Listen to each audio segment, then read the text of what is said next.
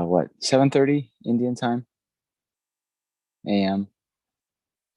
Okay, so let's get started. So hello, namaste, welcome to everyone. Thanks again for tuning in to our continuing series on the Vajra Cutter Sutra. So let's start off with the same preliminary prayers that we did yesterday. So Shanti, if you can put those up.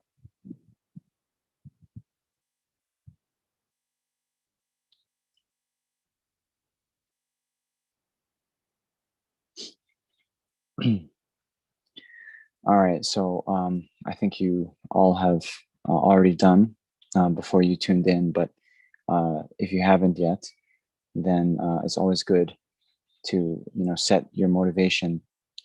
It actually says in the Prajñāpāramitā teachings that if one first develops the mind of bodhicitta and then even takes 7 steps towards the place where the Prajñāpāramitā is being taught, then one collects such extensive merit.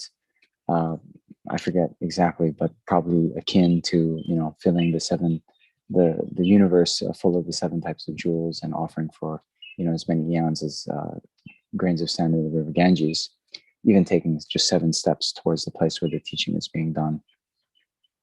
So then maybe from your couch to your table, if you have this thought, then you can collect extensive merit. So please think in a brief way that the purpose of my life is to benefit all sentient beings.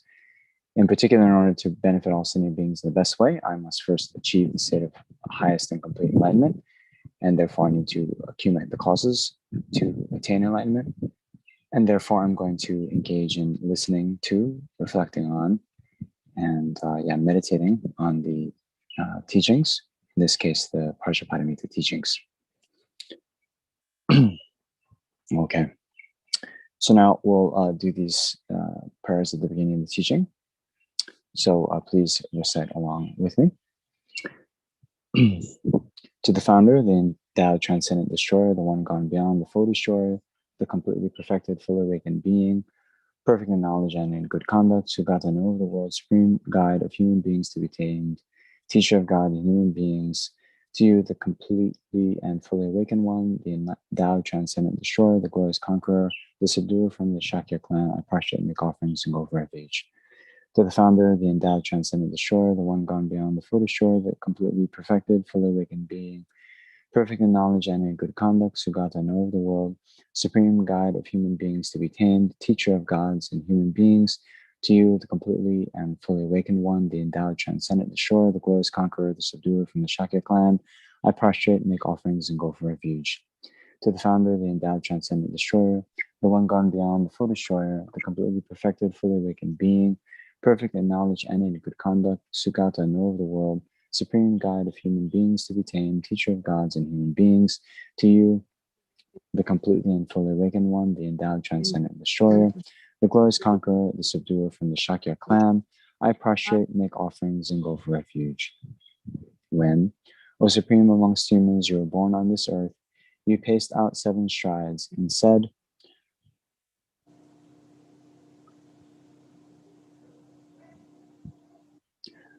I am supreme in this world. To you who are wise then, I prostrate.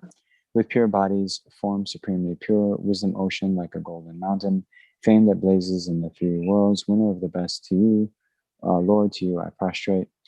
With supreme signs, face like a spotless moon, color like gold, to you I prostrate. Dust free like you, the 3 worlds are not, incomparably wise one, to you I prostrate. The Savior having great compassion, the Founder having all understanding, the field of merit with qualities like a vast ocean, to you, the one gone to lessness, I prostrate. The purity that frees from one from attachment, the virtue that frees one from the lower realms, the one path, the sublime pure reality.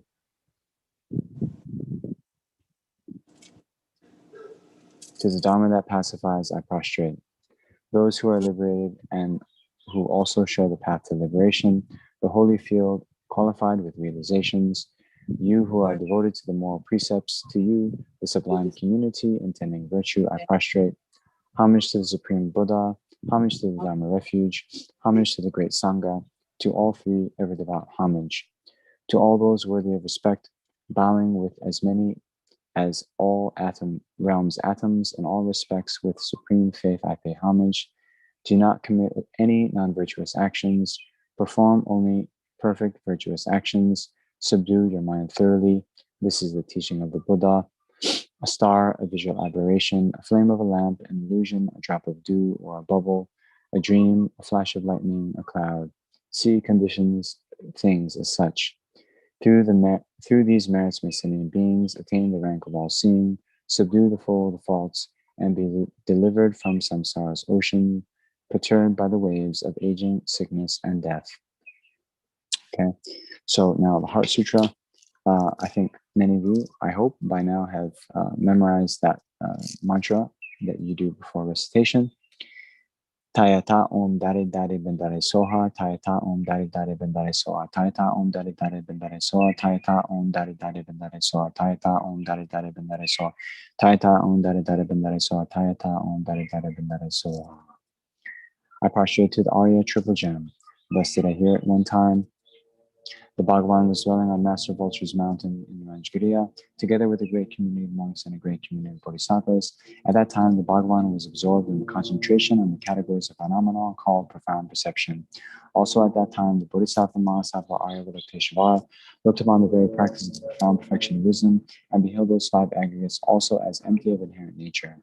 Then, through the power of the Buddha, the Venerable Shariputra said this to the Bodhisattva Mahasattva Arya Vajracchedikā. How should any son of lineage train who wishes to practice the activity of the profound perfection of wisdom? He said that, and the Bodhisattva Mahasattva Arya Vajracchedikā said this to the Venerable Shariputra.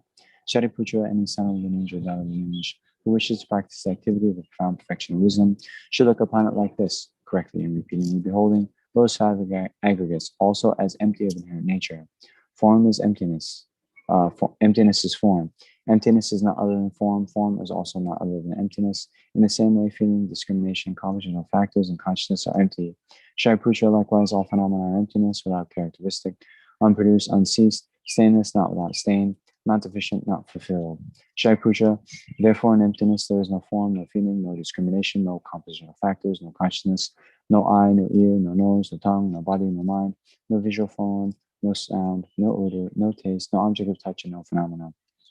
There is no I element, and so on, up to and including no mind element and no mental consciousness element. There is no ignorance, no extinction of ignorance, and so on, up to and including no aging and death, and no extinction of aging and death. Similarly, there is no cessation, suffering, origination, cessation, and path. There is no exalted wisdom, no attainment, and also no non-attainment. Shariputra, therefore, because there is no attainment, bodhisattvas rely on and dwell in the perfection of wisdom, the mind without obscuration and without fear. Having completely passed beyond error, they reach the end point of nirvana. All the Buddhas who dwell in 3 times also manifestly, completely awakened to the unsurpassable, perfect, complete enlightenment and reliance on the perfection of wisdom. Therefore, the mantra of the perfection of wisdom, the mantra of great knowledge, the unsurpassed mantra, the mantra equal to the unequaled, the mantra that clearly pacifies all suffering should be known as truth, since it is not false. The mantra of the perfection of wisdom is declared, Tayata gate gate paragate parasam gate bodhi swaha. Shariputra, the Bodhisattva Mahasattva, should train the profound perfection of wisdom like that. Then the Bhagavan arose from that concentration and commended the Bodhisattva Mahasattva Arya Vajracchedikā, saying, well said, son of lineage, it is like that. It is like that. One should practice the profound perfection of wisdom, just as you indicated. Even the Sadhakatas rejoice. The Bhagavan having thus spoken, the Venerable Shariputra, the Bodhisattva Mahasattva Arya Vajracchedikā, and those surrounding in their entirety, along with the words of gods, humans, asuras, and Gandharvas, were overjoyed and highly praised that spoken by the Bhagavan.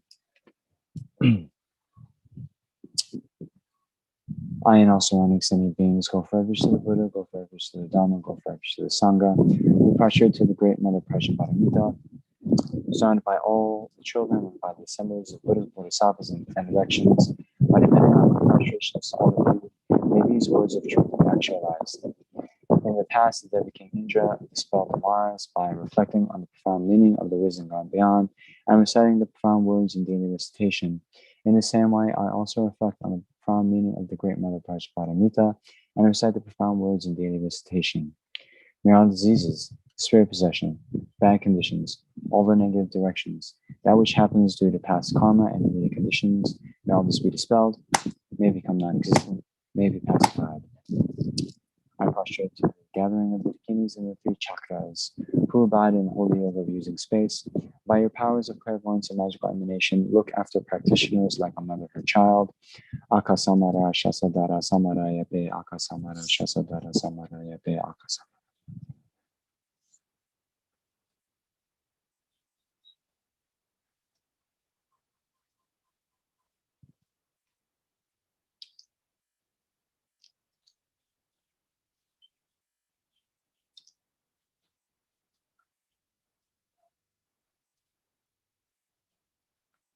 Akasamara shasadara samaraya pe tayata gate gate parasam gate bodhi soha. By the teachings of the three supreme jewels possessing the power of truth, may inner and outer hindrances be transformed, may they be dispelled, may they be pacified. Shintin kuruye soha. May all negative forces opposed to Dharma be completely pacified. May the host of 80,000 obstacles be pacified. May we be separated from problems and harmful conditions to Dharma. May all enjoyments be in accord with the Dharma. And may there be auspiciousness and perfect happiness here, right now. So refuge in bodhicitta, I think 2 pages. More than that.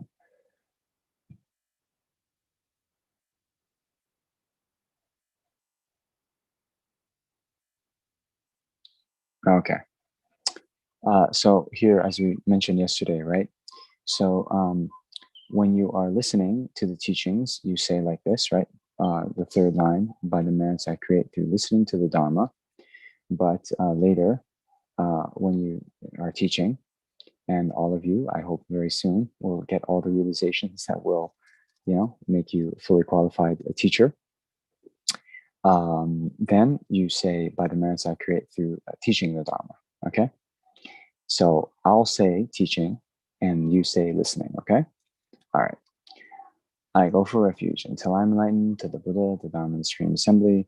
By the merits I create through teaching the Dharma, may I become a Buddha in order to benefit all sentient beings. I go for refuge until I'm enlightened to the Buddha, the Dharma, and the Supreme Assembly. By my merits I create through teaching the Dharma, may I become a Buddha in order to benefit all sentient beings. I go for refuge until I'm enlightened to the Buddha, the Dharma, and the Supreme Assembly.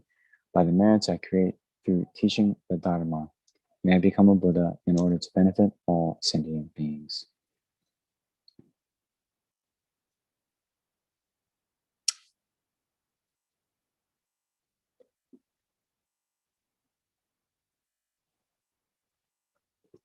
Okay.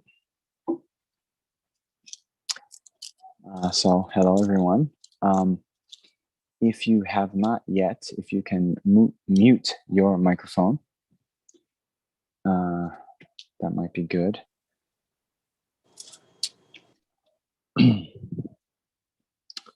All right. So hello, everyone. Once again, there's some people who came in during the preliminary prayers, so no problem. And I think, was everyone here yesterday for the live session? I see 1 or 2 new faces. So in any case, my name is Tenzin Namjong. And once again, welcome to our second of the series of 4 lectures on the profound Vajra Cutter Sutra, the Prajñāpāramitā Sutra in 300 stanzas. And yeah, thank you once again to Shanti and the good folks at Root Institute in Bodh Gaya for asking me to do this. I feel very fortunate, and especially in these days of miracles, to be able to take this opportunity to speak on this sutra. I consider myself very fortunate. So, of course, this wouldn't have happened if you all didn't sign up for the course as well. It's a dependent arising like that. So thank you to all of you for tuning in. So shall I pre-thank you as well for doing your homework, right? So we gave a few things to contemplate. Let's just jump right into it because I'm a little bit behind where I wanted to be in the sutra at the end of yesterday. So do you remember the homework? Okay. We're at the part of the sutra. It's a couple pages in where the Venerable Subhuti had asked the Buddha how bodhisattvas should, train their minds. And then the Buddha said, basically, that those who have correctly entered the bodhisattva vehicle should generate the mind of enlightenment, thinking that, all these many categories of sentient beings, and then he lists, those from the 4 types of birth, those with form, those without form, and so forth, I shall cause to pass completely beyond sorrow into the realm of nirvana without remainder of aggregates. Although the limitless sentient beings have thus been caused to pass completely beyond sorrow, no sentient being whatsoever has been caused to pass completely beyond sorrow. Then he continues, why is that, Subhuti? Because if a bodhisattva engages in discriminating a sentient being, he is not to be called a bodhisattva. Why is that, Subhuti? If anyone engages in discriminating a sentient being, or engages in discriminating a living being, or engages in discriminating a person, they are not to be called a bodhisattva. Okay? So, then, your, I'm using my laptop open as my kind of tripod, but I have my iPad on top of that. But I have a few notes on my computer, so I gotta open that up. It went to sleep. Okay. Anyway, so your homework was then to then think about what that means, discriminating a sentient being, right? What it means to discriminate a sentient being. And if one does discriminate a sentient being, then are they necessarily not to be called a bodhisattva, right? And then I gave you a very big clue saying that the previous paragraph, the last line there, although limitless sentient beings have thus been caused to pass completely beyond sorrow, no sentient being whatsoever has been caused to pass completely beyond sorrow. Okay? So you all contemplated what all that means? Yes? I see Dilshad with a big smile. That means, she's contemplated and came with the right answer. Okay. So one thing about the Zoom call where I can see some of you, then, I can see if you're kind of engaging in the material. Does anyone want to sort of offer an answer to this kind of potential quandary that we have?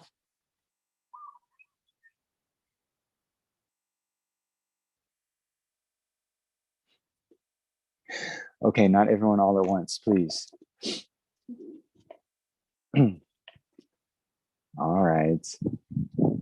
Okay, people are still shy. It's okay. All right. Oh, yes, Jaya, hi. Yes, hi, good to see you. I'm Venerable Namjong, good to see you. Yes.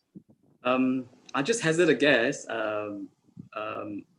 because discrimination is basically a differentiation between one of another. So as the nature of all sentient beings and all phenomena is the same, when you differentiate, it actually is a kind of engaging in conceptual thinking. And as concepts are basically empty, the nature of all beings being the same. So if you engage in discrimination, then you're engaging in conceptual thinking. So as such, it is not Buddha nature. Okay. Okay. Thank you. So here then, the discrimination means, like, for example, if we have, Jack and Jill, to discriminate then means to have any sort of differentiation between one sentient being and another. Is that what you're saying the discrimination is in this context? Yes. Okay. And therefore, why then, if someone then discriminates a sentient being, Are they not to be called a bodhisattva? Because the nature of all sentient beings is the same. The nature of phenomena and sentient beings is all the same. So when you discriminate, it's conceptual. Okay. Thank you. I understand your answer. Okay. Anyone else?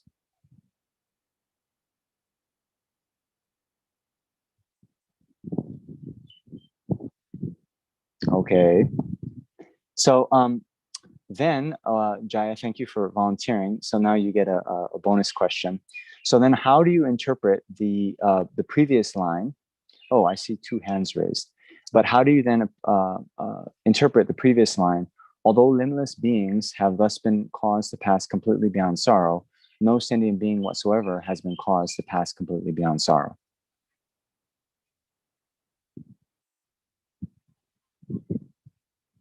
Because going beyond sorrow is empty. It's always empty. Sentient beings are always empty. So being and not being are both empty. Okay. Yes, that's true. But okay, maybe let's talk about that in a second. Let's see. We have 2 other hands raised. So we have Judy B and Talia. So yeah, maybe Judy B, you can have your answer first. Okay. Thank you, Venerable. Oh, so the question, what does it mean to discriminate sentient being? I thought it meant that because the Bodhisattva has a mind of equanimity, that means no one left behind, no one left out of the circle of love, great compassion, we help everyone. I cannot pick and choose who I want to help. And because the Bodhisattva mind is fueled by the recognition of all sentient beings want happiness and do not want suffering, and they definitely have Buddha nature, the potential to be, free from all suffering. So we need to help everyone, period. So is that okay? And I'm still thinking about how that connects to that passage. You said we have to make the connection. Like you said something about the realm without, I shall cause to pass complete beyond sorrow into realm nirvana. You said to connect with that. Yeah. But then when you connect it to, if you understand that, and then you connect it to all the limitless sentient beings of thus, it changes the meaning. And I'm not sure if my answer is correct, but I'll try it, because that was very confusing, right? So I thought somehow, if I'm a bodhisattva if I'm a bodhisattva, well, anyways, if I'm a practitioner and I understand I shall cause to pass completely beyond sorrow, what the Buddha means is I have achieved path perfection, but I have achieved path perfection in my mind stream. Somehow that's all I understand what Buddha said. But I'm not a bodhisattva because I don't have bodhicitta. And then if I read all the limitless sentient beings of thus being caused, if I as a practitioner of the Senior Buddha, I understand that I am a bodhisattva who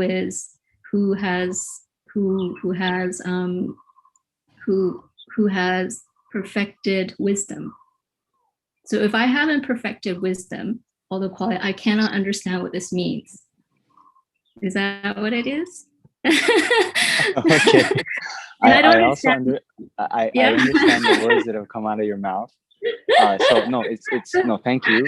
I'm confused. That's what. Yeah. So that's actually. I have to connect this to what does it mean to discriminate sentient being. Exactly. So that's part of the reason why I had this as the homework. One, I wanted to see what kind of answers would be generated, so then I can sort of respond and hopefully eliminate some of the wrong views and wrong interpretations out there. So I understand what you said, and now let's go to Talia. Okay. Hi, Venerable and Venerables. Yes. Good to see everyone. So so I think my understanding was the same. The word to discriminate is to not to leave out. That's what my understanding is, because this is Sutra for Bodhisattvas. So Bodhisattvas vow to help all sentient beings. But I also have the same puzzle, is that how does it relate to that passage in the line, even in the page 5, even though the two things I kind of understand that like although limitless sentient beings have less been caused to pass, but really hasn't been caused to pass completely beyond sorrow. I think it's kind of describing interdependence, right? Like it's caused relatively, but ultimately it's not, it's emptiness. Isn't that the whole thing I was talking about? So yes. Yeah, but I don't know how related the homework and this passage. Right. So okay, I like something I was hearing there. You're already bringing in the two truths about the sort of conventional and ultimate level. So then how would you apply it to that passage? Perhaps relatively bodhisattvas are acting for sentient beings by, but then it is all because because it's emptiness. So it is as if it's not really the act of the bodhisattvas that's resulting in the result that we think there was. It's really hard to describe it. Okay. So yeah, I've heard what you said. I'm not going to respond quite yet. Let's get to Chini, who has her hand up. Yeah, Venerable, I mean, I think the previous people have already kind of alluded to it, but the things that popped up in my head, I think one was the concept of equanimity and then emptiness. And of course, in those two lines, I mean, that's where the whole play of the conventional reality versus ultimate reality, because while conventionally bodhisattvas are supposed to help everyone, but ultimately because they exist in emptiness, they are I mean, it's all empty, so they are in reality not helping anyone because nobody actually exists. So I'm trying to kind of mix the equanimity thing of not discriminating between attachment and hatred and emptiness together, trying to put both of them together. Okay. All right. So yeah, thank you. So I'm very, very glad I did this. So just so you all know, okay, this sutra, the Vajra Cutter Sutra, right? So in general is a Prajñāpāramitā Sutra. We talked a little bit yesterday about how, what that means to be a sutra on the perfection of wisdom. And I think some of you know that there's actually, many Prajñāpāramitā Sutras. There is what they talk about. There's the 100,000 stanza, 25,000 stanza, 8,000 stanza, and then there's the 18,000 stanza. There's this one, which is 300 stanzas. There's also the Heart Sutra, right?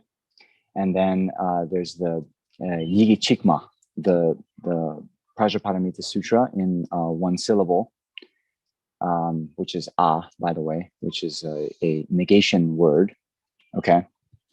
So in any case, the main ones that you normally see commentated upon are what we call the three mothers. And that's the 100,000 line, the 25,000 line, and the 8,000 line. Okay. So then within that, you'll see there's actually, I think, 22 commentaries in the Tengyur. Okay, so the Kangyur is the sutras of the Buddha. These are Tibetan words, right? So the Kangyur are the sutras and the spoken word of the Buddha. And then the Tengyur is the treatises written by Indian masters. Okay, so although there are 22 commentaries on the three main of the Perfection of Wisdom Sutras, then of this Vajra Cutter Sutra, there's only one commentary in the Tengyur, and that was written by the Indian master Kamalashila, who many of you know also wrote the three treatises on the stages of meditation: the extensive stages of meditation, the middle stages of meditation, and the short stages of meditation. Okay, and then in the Tibetan, amongst the Tibetan teachers, masters, there is one commentary on this sutra written by Chone Lama Drakpa, who was actually from Saramay. So at this point, and why I'm bringing all this up, at this very point in the sutra, where we paused yesterday, then Kamalashila, he spends a lot of time talking about the ultimate nature of reality, talking about emptiness, because the entire rest of the sutra then depends on how we interpret these two levels of reality: the conventional reality and the ultimate reality. Okay, so now I'll say this. Thank you, everyone who had the courage to raise your hand and say your answer, right? But I'm not satisfied with any of your answers, okay? But hey, that's why you've come to the commentary, right? If you had the perfect understanding, then you wouldn't need me. I'd be out of a job, right?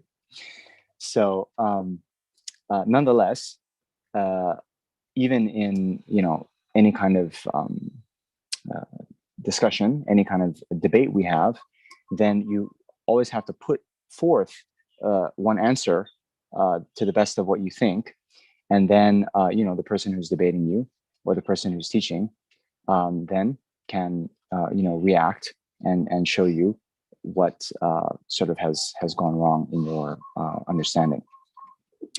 So actually, what is I think comforting, even for those of you who at this point aren't completely right, is that some of what you've said actually mirrors some of the wrong views that were held in Lama Tsongkhapa's time. Okay, so and I completely understand, when you just look at the words on the page, then it does seem like that, right? So one is this word discriminating, okay, especially now in this kind of day and age, there's a lot of talk of this, discrimination being, discriminating between people from different races, discriminating, different creeds, different countries, and all that. Okay. But what I was saying, why it depends on the words previously, okay? Although limitless sentient beings have thus been caused to pass completely beyond sorrow, no sentient being whatsoever has been caused to pass completely beyond sorrow, okay? Then some, even the Tibetan commentators, Tibetan scholars who saw this, they came to view the Prasangika Madhyamika system as having no assertions, making no theses. They took this quite literal, okay, right? So they said that sentient beings, they neither exist nor do they not exist. Do you understand? Right? So there was some And those of you who have studied Lama Tsongkhapa's Lamrim Chenmo, you'll notice that Lama Tsongkhapa sort of talks about and then refutes these viewpoints, right? But there is a lot of sort of textual evidence that could lead one to believe that, right? So here you see, though limitless sentient beings haven't caused to pass completely beyond sorrow, no sentient being has been caused to pass beyond sorrow, right? So that these kinds of seemingly paradoxical and even contradictory statements you'll find over and over again in the Prajñāpāramitā Sutras.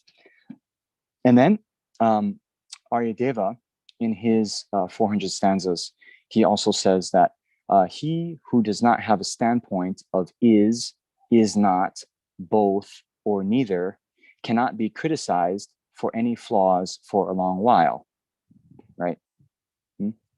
And then Nagarjuna, he also says that if I had posited some theses, then I would be open to objections. As I do not have any theses, I am free of all faults. So then some earlier Tibetan commentators, in looking at the Prajñāpāramitā Sutras and looking at these statements from Nagarjuna and so forth, they came up with this thought that, oh, actually the Prasangikas, they don't have any assertions of their own. What they do is just refute the assertions of others. You understand, right? So then, if you ask them, do sentient beings exist? They say no. Do sentient beings not exist? They also say no. Do sentient beings both exist and not exist? They also say no. And then do sentient beings, not exist and also not exist? They also say no, right? So therefore, they claim that the Prasangika, they refute those four possibilities. They have no assertions of their own, and therefore they're free of faults. You understand? So now, then Lama Tsongkhapa, he actually spends a lot of time refuting this thought. And in doing so, he then relies on the presentation of the two truths. And I think Tale, you alluded to this, but you didn't take it quite to the extent where you need to, okay? So those of you, maybe you've studied the two truths before, maybe you haven't, but in any case, in all the various tenet systems of Buddhism, they have this presentation of the two truths. And so the two truths are the ultimate truth and the conventional truth, okay? So Jaya, in your answer, where you're saying that all the beings are of the same nature, right? And therefore you can't differentiate, you can't distinguish between sentient beings. See, even that, one needs to be a little bit sort of careful and make that assertion based on the two truths. So, okay, but let me get to that in a second. So the conventional truth, and this is the thing that Chandrakirti, in his entering or supplement to the middle way, what he was, he says this, that Jitin Tanye Malachi, okay, which is basically, do not destroy the worldly conventionalities. Do you understand? Do not destroy the worldly conventionalities. And another part in that text, he says that the Buddha did not come to argue with the world, okay?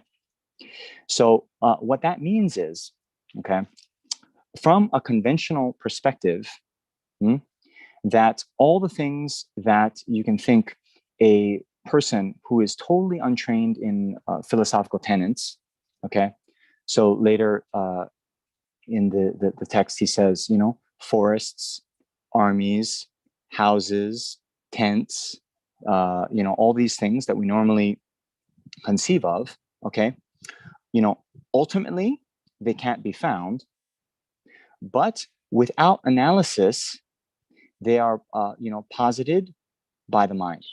They're posited by worldly convention. Do you understand? Okay. So these are the sort of, two levels of truth. The conventional truth, right? Someone untrained in philosophy, if you ask them, do houses exist, right? They say yes. Do, chariots exist, cars, tables, everything that is sort of, renowned in the world.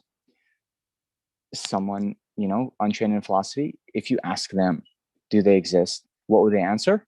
If they say yes, they exist, then that's a kind of good rule of thumb to determine whether something exists conventionally, right? So then for something to exist, all it needs to exist is to exist conventionally, okay? It doesn't need to, exist on an ultimate level for something to exist. So now, what does it then mean to be ultimately existent? And that is, you see, we were talking yesterday about the person, right? And the person, there's these different tenet systems that then held that the person wasn't inherently existent, but the aggregates were inherently existent. And then we were saying a synonym for inherent existence means findable amongst the bases of designation. Or if we didn't say that yesterday, maybe you've heard those words before, right? So let's just take the person first, right? So the person is designated on the 5 aggregates, the body and the mind, okay? So if we then are not philosophically reflective, okay, then we can say that, yes, I am sitting on a chair, okay? If we are not philosophically reflective, then that totally makes sense. And then someone, I say, okay, bring me a cup of water, right? Then one is able to do that. One is able to find me here on this chair. But if one is not satisfied with just that sort of view, and one then says, okay, where is the Namjong? Yeah, is the body? Is your body the Namjong? Is the mind the Namjong? If the mind is the Namjong, then which of the 6 types of consciousness is the Namjong? And we sort of analyze and try to find. Then we don't find something we can point to that we can say, oh yes, this is Namjong. You understand? Okay. All right.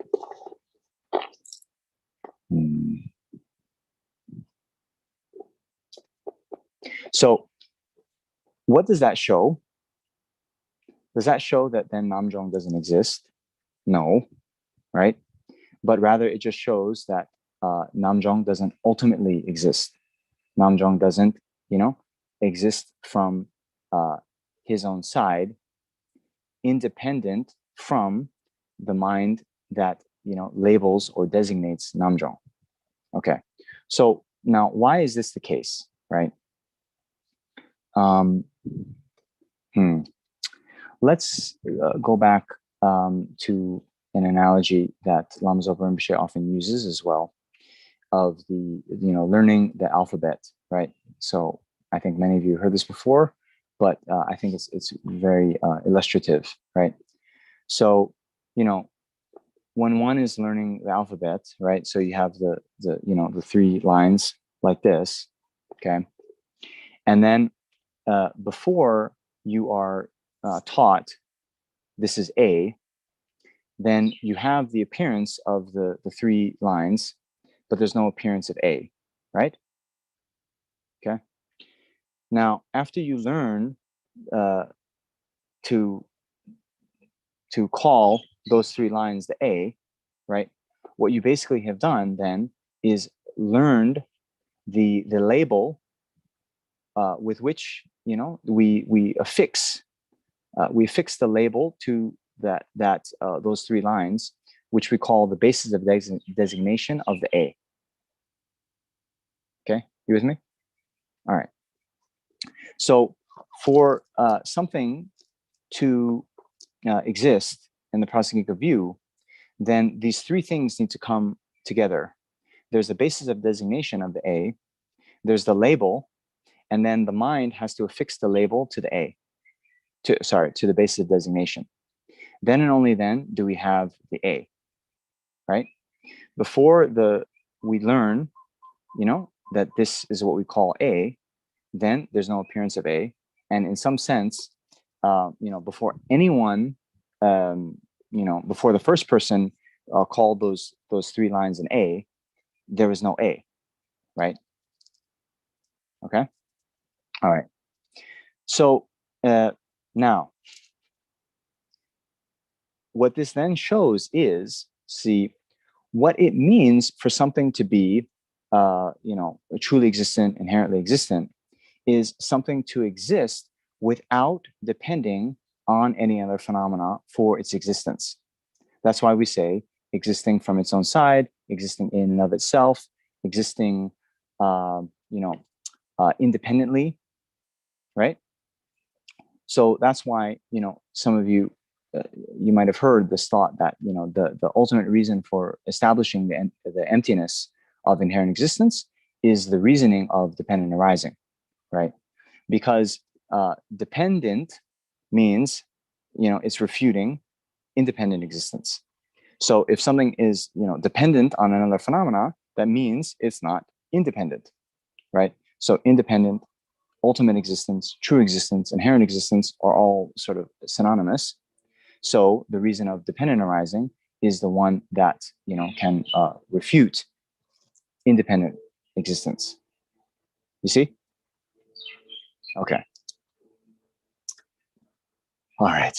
Oh, my neighbor is barbecuing up some very fragrant food here. Okay. Getting a bit distracted. All right. So, So we have these two levels of existence then, right? We have the conventional existence and the ultimate existence, okay? So what the previous some of the previous Tibetan scholars also asserted is that, you see, when you then try to analyze where the conventional phenomena is, like the person, and then you say, okay, is it is the head, is it the body, is it the eye consciousness, is it the mental consciousness, is it this moment of mind, that moment of mind, and then you can't find the person under that kind of analysis, right? Then they went a little bit too far and then said, okay, well, the person is not findable under analysis, therefore the person doesn't exist, full stop, right?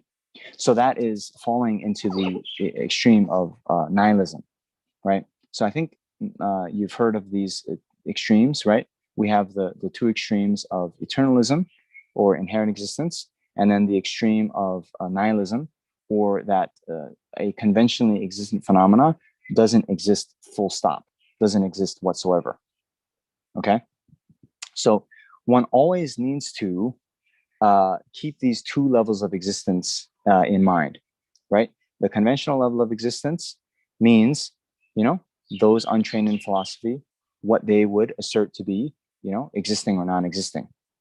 And to determine whether something is conventionally existent or not, then we don't rely on this kind of reasoning consciousness trying to find the person amongst its basis of designation, right? If we want to know if there's a book in my hand, then we use our eye consciousness, right? We feel, we determine using worldly kind of consciousnesses, not, oh, is there a book in my hand? Okay, let me meditate. Let me see, right? Those are two different types of consciousness that have their own sort of sphere of inquiry, their different mode of inquiry. Okay, you understand? All right. So now here, although limitless sentient beings have thus been caused to pass completely beyond sorrow, right? Is that, what level of truth is that talking about? Conventional, right? So when one becomes a Buddha, then, one will cause sentient beings to pass beyond sorrow on a conventional level, right? But although that's the case, no sentient being whatsoever has been caused to pass completely beyond sorrow on an ultimate level, right? Because ultimately there is no sentient being, right? Ultimately, nothing exists. But conventionally, sentient beings, tables, chairs, everything that is renowned and known in the world conventionally exists, but ultimately doesn't exist. Do you understand? Okay. All right. So,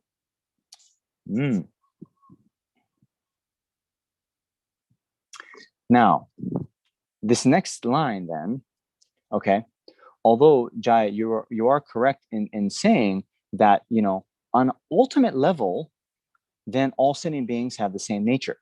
Because what is the ultimate nature of all sentient beings? Their lack of inherent existence, right? So all sentient beings have the same ultimate nature. But do all sentient beings have the same conventional nature? No way, right? So, sentient beings, we include all those categories, right? So the 6 realms of sentient beings. So, there's pretas, there's dogs, cats, human beings, gods, there's bodhisattvas, there's Buddhas, right? So, sorry, Buddhas aren't sentient beings, but in any case, so on a conventional level, these, different types of beings have, different conventional nature, right? Dogs and cats have tails, right? I don't have a tail. Then formless realm beings don't even have bodies whatsoever, right? So it's not the case then that, there's no difference whatsoever amongst various sentient beings, right? If one asserts that, then you're sort of denying the conventional nature of reality, right? So here, what then it means is to say, if a bodhisattva engages in discriminating sentient being, means discriminating, right, a truly existent, an inherently existent sentient being, okay, then he is not to be called a bodhisattva, okay? So here, I mentioned those commentaries. Here, the Tibetan commentator, Chone Lama, Drakpa Shedrup, he says that here discrimination means discriminating true existence. And he cites as his support, there is a line from Aryadeva's 400 stanzas that says, if one has the discrimination of true existence, then nirvana is not possible. Okay? All right. So, you understand? Okay. So to review, all right, this previous one, although limitless sentient beings have thus been caused to pass completely beyond sorrow, talking on the conventional level. But on the ultimate level, no sentient being whatsoever has been caused to pass completely beyond sorrow. Okay? Now, why is that? Subhuti, because if a bodhisattva engages in discriminating a sentient being, means discriminating a sentient being to be truly existent, he is not to be called a bodhisattva. So now we have the next question. So, are there not bodhisattvas, or let's put it in this way, do all bodhisattvas necessarily realize emptiness?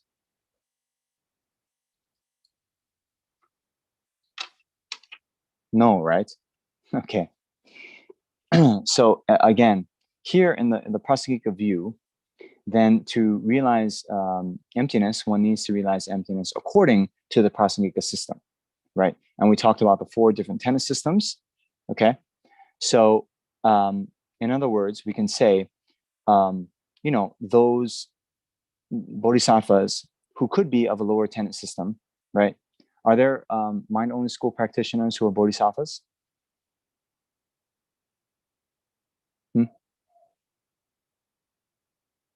Yes? Yes, right? So if they are, then, you know, they necessarily would not realize emptiness. If one is a tenant holder of the Buddhist tenets, and one realizes emptiness, one necessarily is a Prasangika Madhyamika. Okay? So given that there are these bodhisattvas who are not Prasangika Madhyamika, therefore they don't realize emptiness, do they engage in discriminating a sentient being as being truly existent? Yes, they do. Okay, Shanti is giving me this. Okay. So if that's the case, then those bodhisattvas, are they not to be called bodhisattvas? The mind, okay, let's put it very, very simply. The mind-only school tenant holder who is a bodhisattva, we've agreed they exist, right? Okay. So now, when they say he is not to be called a bodhisattva, is he a bodhisattva? If he is a bodhisattva, then why can't you call him a bodhisattva?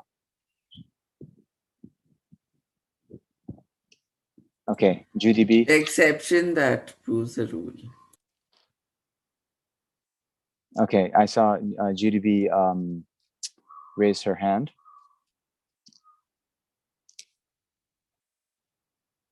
Yeah, go ahead. You can unmute yourself. Yeah, he's still a bodhisattva, but because of his intention to attain Buddhahood for all sentient beings, but he does not have the wisdom realizing emptiness directly. Can you say that? Because well, yes, that is very true. But here, Yeah. you know, the Buddha is saying, if a bodhisattva engages in discriminating a sentient being, he is not to be called a bodhisattva. oh, then I don't know why not. Why wouldn't he be called a bodhisattva? Like, maybe he's not a Mahayana bodhisattva. Is there like a Hinayana bodhisattva? Are there two different categories? Well, here again, let's analyze that question. So we were talking about these Hinayana, Mahayana on two levels, right?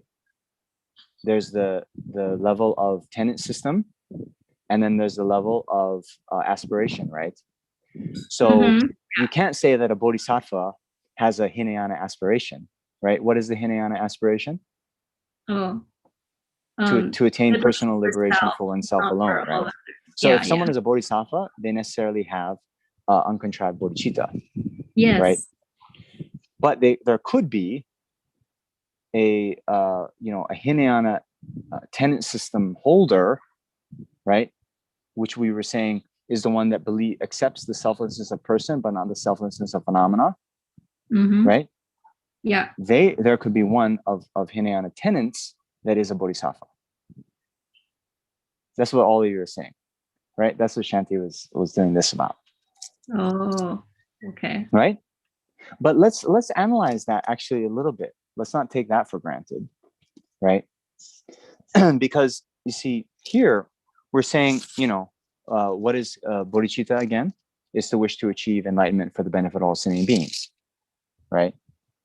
So in order to really have that mind in an uncontrived manner, okay, that mind is what we said yesterday is the entrance to the Mahayana path, right? So those of you who have studied grounds and paths before, you'll know that a path, an exalted knower, and a clear realization is the synonymous, right? So anyway, those of you who haven't studied this and haven't studied Lorik in the past, there's different kinds of minds. Some minds know their object, other minds don't know their object, right? And other minds, not only do they not know their object, but they actually grasp onto something that doesn't exist, right? Like the ignorance grasping to true existence, right? But there is a quotation in the Sarah J textbooks by Jessen Chugi Gyaltsen, that seems to say that if something is a path, if something is an exalted knower, then it necessarily realizes its object. What do you think? So if that's the case, then this mind of bodhicitta, right? We were talking yesterday, there's these two aspirations, right? There's the aspiration at the time of the cause of bodhicitta, right? What's that aspiration? To benefit sentient beings. And then there's the aspiration at the time of actual bodhicitta, which is what? The wish to achieve enlightenment, okay?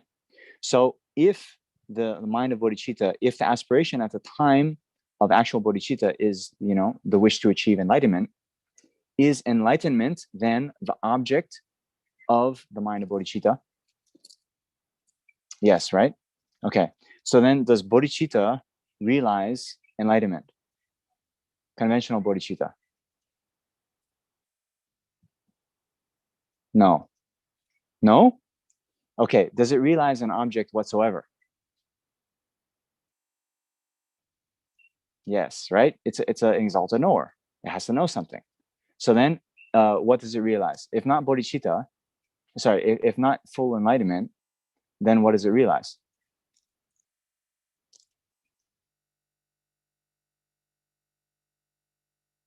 Okay, let's just let that. Oh, go ahead, Shanti. You unmuted yourself. The object of its the mind is enlightenment, but dormant in it is the wish to benefit sentient beings. Okay, so it and then it realizes enlightenment. Yeah, it's an object of its mind. Yeah. Okay, so now the question then becomes, all right, well, how does one then realize enlightenment? Does every mind of bodhicitta realize enlightenment? We were saying that, so enlightenment then is characterized by the complete eradication of all the, even subtle imprints of the mind, right? Subtle imprints of ignorance, grasping to true existence, right? And the full completion of all good qualities, right? Sangye. Okay. So then, in order to realize enlightenment, does one need to realize the complete abandonment of even the subtle stains of true existence? Okay. I'm seeing a couple of heads nod. Venerable, the bodhicitta mind, it just, it has enlightenment as its object, and it wishes to attain enlightenment. But of course, it isn't enlightened at that point. It hasn't removed all the cognitive obscuration. No. What I'm saying, realize, is different from actualize, right? So that mind, does it realize enlightenment? Not really. Not really. Okay. No. But it realizes something. A generic image similar to enlightenment.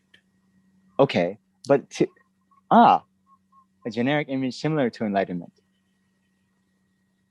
Yeah. But which is not enlightenment. No, not exactly. So does it aspire to the real enlightenment, or does it aspire to a generic image of enlightenment? What does the bodhisattva want to attain? Real enlightenment. Real enlightenment, right? So if you are wanting to attain enlightenment, right? Do you need to know what that enlightenment is? Yes, right? Okay. So here, this actually goes into a huge sort of area of debate. Some of you might have heard this before when they talk about the bodhisattvas of sharp faculties versus the bodhisattvas of duller faculties. Have you heard that presentation, that kind of terminology, right? So in any case, this is interesting. It comes up a lot in the in the various commentaries, I've heard Solomons talk about this, quite a few times. But basically, you see, a sharp faculty bodhisattva. Okay, all right. Let's take a step back. Remember the two ways of generating bodhicitta. We have the equalize and exchanging self for others, and the 7-point cause and effect instructions, right? Okay, so in the 7-point cause and effect instructions, step 7 is actual bodhicitta. Preceding that is step 6, the laksam ningje, or the extraordinary aspiration, right? Then step 5 is the great compassion, right? Okay. So we were saying, in general, one is going in this order, right? When one achieves step 6 and one takes on the personal responsibility of liberating all sentient beings from their suffering, okay, the next step is to then say, okay, I will, make the commitment, right? I will achieve enlightenment for the benefit of all sentient beings. Now, the sharp facultied practitioners, means, those of higher intelligence, then before they, sign on the dotted line, as it were, before they really sign up and say, I'm going to do it, they then investigate whether the attainment of enlightenment is possible or not, right? Now, in order to determine whether enlightenment is possible or not, one needs to determine whether the obscurations to enlightenment are able to be abandoned or not, right? Because that's what enlightenment is. You have to abandon all those, subtle imprints of ignorance. And then to determine that, one needs to see whether the ignorant mind, or the mind that grasps, holds on to true existence, is a mind that correctly engages its object or not, right? When you discover that actually, remember, we were doing this with the hands, right? So this mind of ignorance, it grasps onto it, holds onto it, believes in this true existence. So one analyzes whether this exists or not. When one discovers that the object held onto by the ignorant mind doesn't exist, then the mind, the ignorant mind, then naturally goes away, right?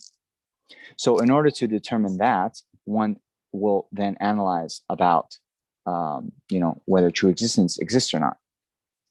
The non-existence of true existence is what emptiness is. So these sharp faculty bodhisattvas, well, before they even become bodhisattvas, they then, in determining whether enlightenment is possible or not, they then come to realize emptiness. When they then see that the ignorant mind engages in a false object, one that doesn't exist, that's the realization of emptiness.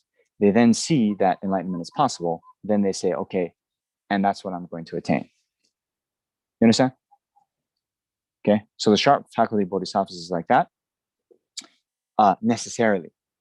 Now, one of Lama Tsongkhapa's two sort of heart disciples, Gyaltsab, who I think many of you have heard, so he wrote a commentary on the Abhisamaya Alamkara, and he says, well, even the duller faculty bodhisattvas, most of them also realize emptiness before they generate the mind of bodhicitta. But there are a few who don't. Okay?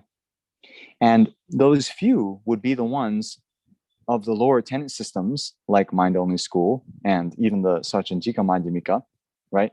Who haven't arrived at the most subtle view of emptiness, therefore they can't realize it. And for them, they're called the followers of faith, whereas the sharp faculty ones are called the followers of reasoning. Okay, so the followers of faith, what that means is they hear an explanation of enlightenment from their teachers, right? And they sort of, have a lot of faith in their teachers, in their gurus, and then come to accept that enlightenment exists, and they kind of take their teacher's word for it, and they say, okay, and that's what I'm going to attain, but they haven't realized it, right? You understand? That's why they're the followers of faith.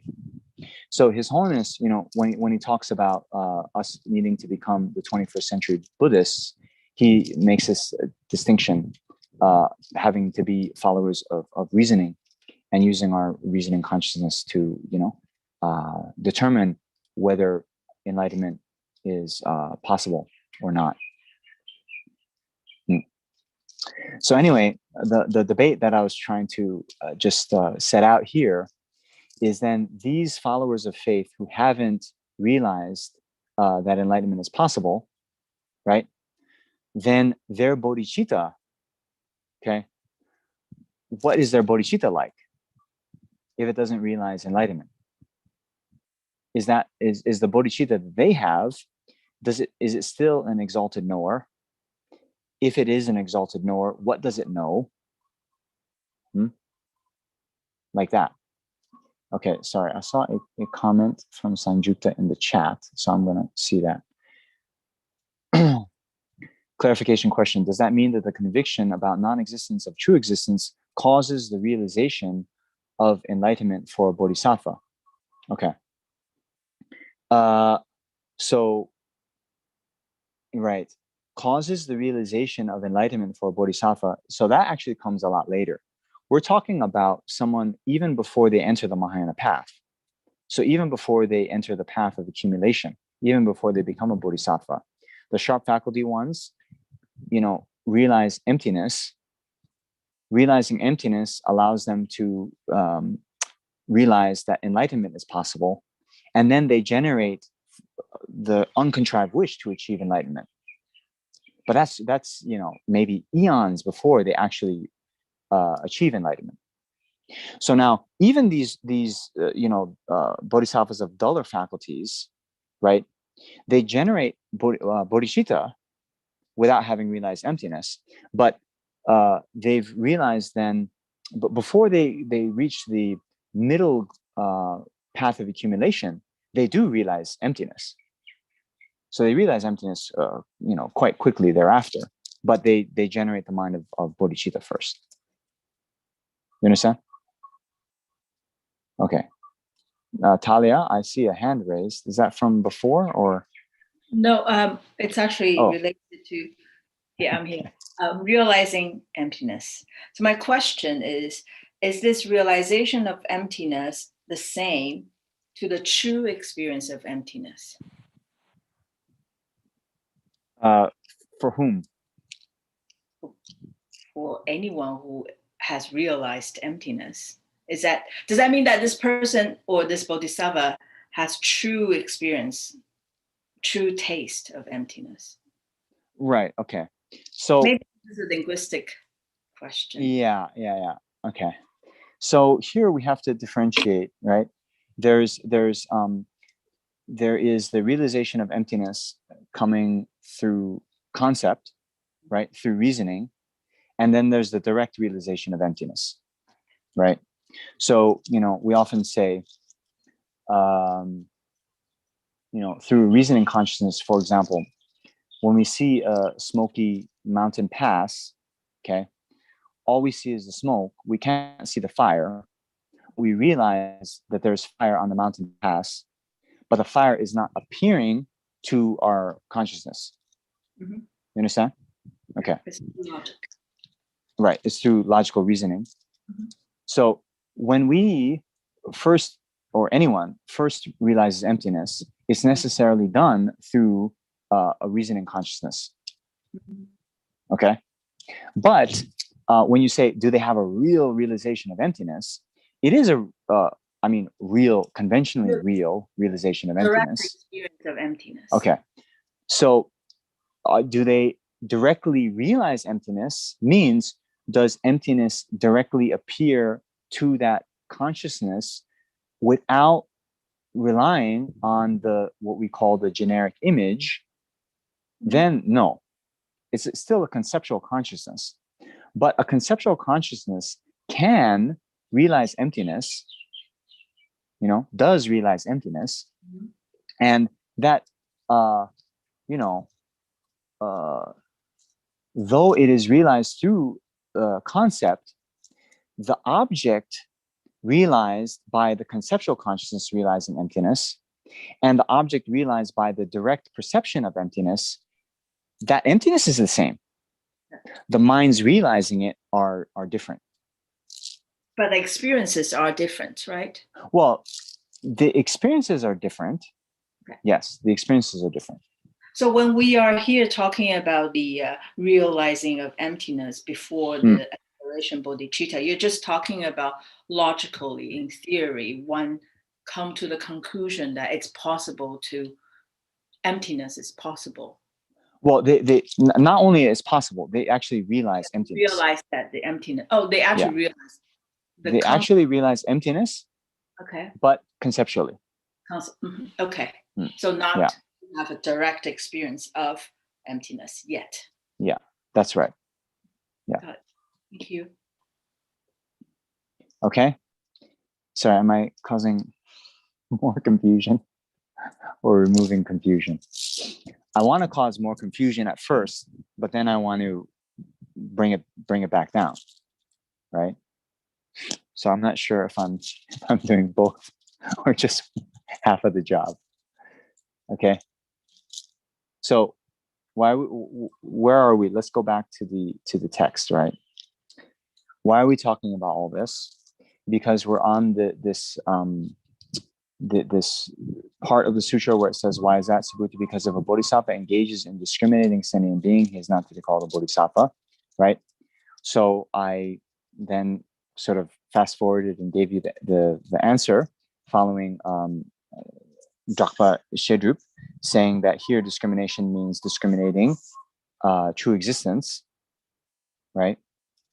And then if we say that if a bodhisattva who engages in discriminating a truly existent sentient being is not to be called a bodhisattva, how then do we make sense of the fact that there are bodhisattvas of lower tenet systems that are,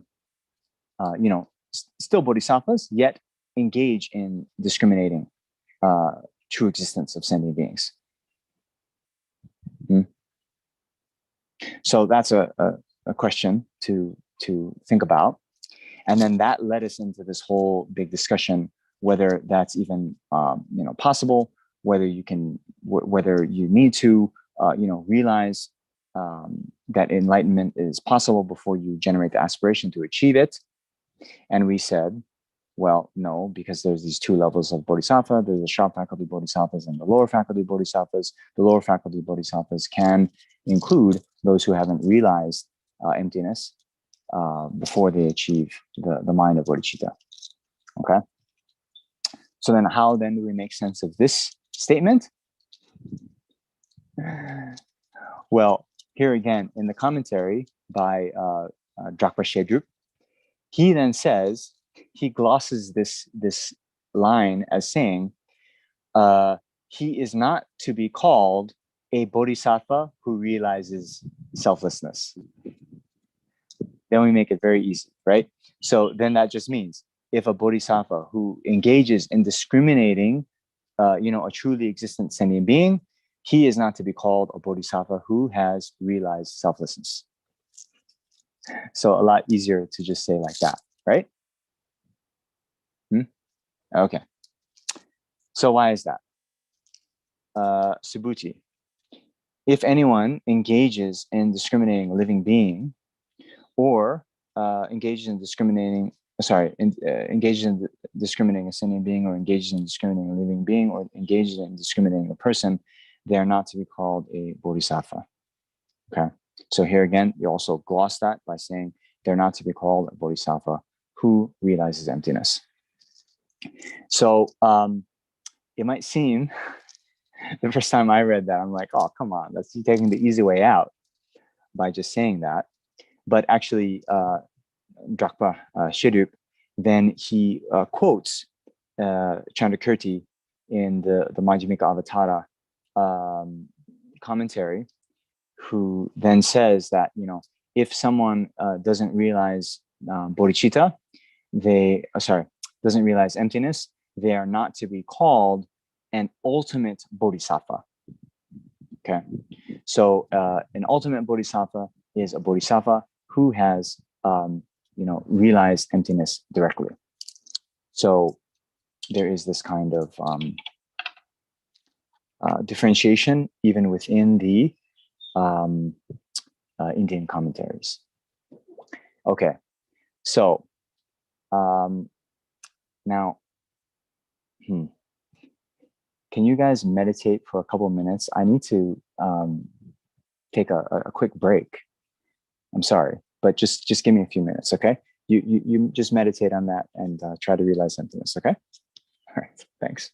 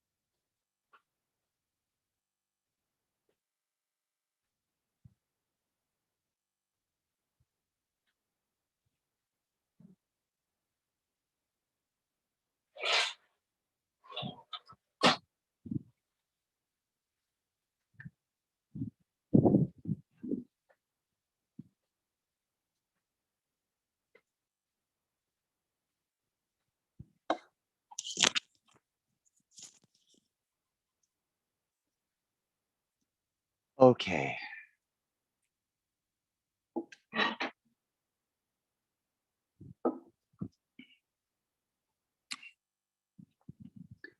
I realize, when I have to take a break, I start speaking quicker.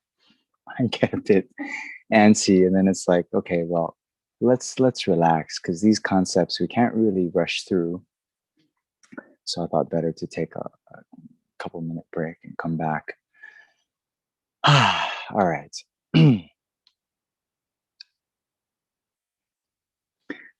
Okay. So now, here's just a general kind of hint.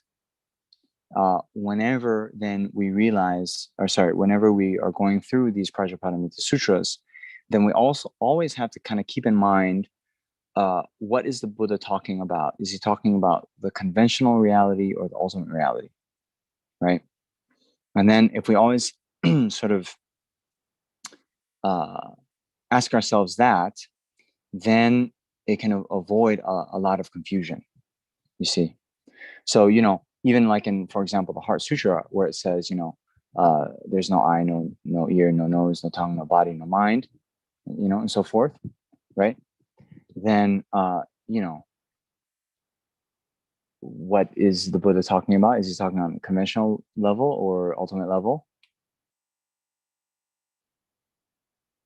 Ultimately, right? So ultimately, there's no eye, no ears, no nose, no tongue, no body, no mind, no visual form, and so forth, right?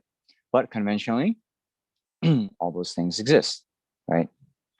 So here again, many times when we're going to see this, like no sentient being whatsoever has been caused to pass beyond sorrow. So when there's these negation words, what is being negated is the ultimate, the ultimate reality, the ultimate, truly existent, inherently existent sentient being, or whatever it may be. But the sort of conventional sentient being is not being negated here, right? And this is the point I brought up earlier. You see, those two areas of inquiry right? The reasoning consciousness analyzing the ultimate, and the conventional consciousness, which analyzes or investigates conventional reality, they have their own sort of spheres and scopes of analysis. So whenever we are using the conventional consciousness, we're trying to determine, just like, for example, whether a conventional object exists, like a cup, right? So then we use our eye consciousness, we use our tactile consciousness, and so forth, okay? And as I was saying, when we are just satisfied with that, then we can operate completely fine in the world. If we are not satisfied with just how things appear, and we then say, okay, well, yes, there's a cup in my hand, but where is the cup? Is the lip the cup? Is the body the cup? Is the bottom the cup? And so forth, right? We're engaging in another further additional level of analysis, which is an analysis of the ultimate. And then if we're using the ultimate analysis and we don't find the cup, then all we can determine from that is that the cup then doesn't ultimately exist.